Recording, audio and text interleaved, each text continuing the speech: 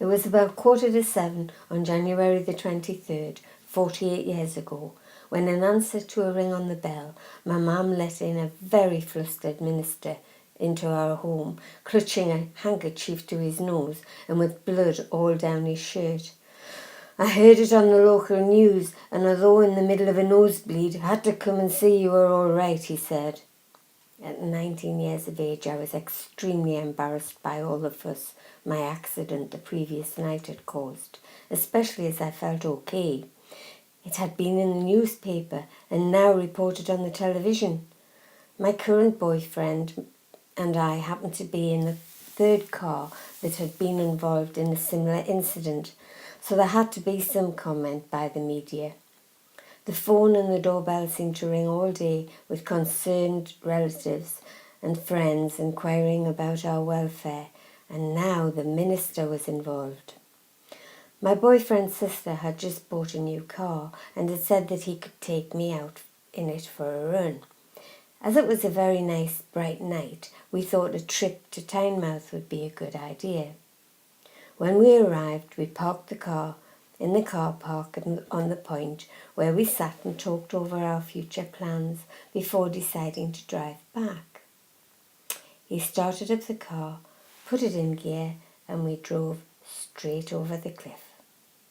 As we began the drop of 30 feet, my friend bumped his head on the steering wheel and knew no more. I, on the other hand, did not see my life flash before me, but somehow became very calm, knowing we would be all right. When we landed upright on the beach, the passenger window shattered, and I managed to free myself, knowing I would have to get Michael out in case the car went up in flames. Fortunately, the engine must have cooled. It wasn't very warm, and a young man suddenly rushed up to help me, muttering how the people in the nearby house, although not very pleased, had sent for an ambulance. By the time it arrived, my friend was back with us, but totally unaware of what had happened. We were taken to Tynemouth Infirmary, where they decided to keep him in overnight, and I sat and waited for my dad to come and pick me up and take me home, where my mum had a hot bath waiting. So I got a couple of days off work, some jazzy stockings to hide the bruises, and a mention in the press. And Michael, although he couldn't remember the actual incident, a date he would always remember.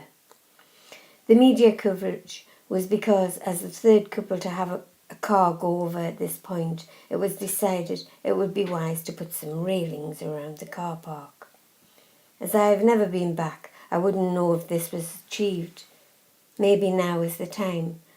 Apart from upsetting my family and friends, I was sorry I was unable to thank those who did help us that night. Strangers can be very kind. However, by the time the car was hoisted from the beach, anything remotely useful had been removed. Tyres, wheel hubs, etc. It was ever thus.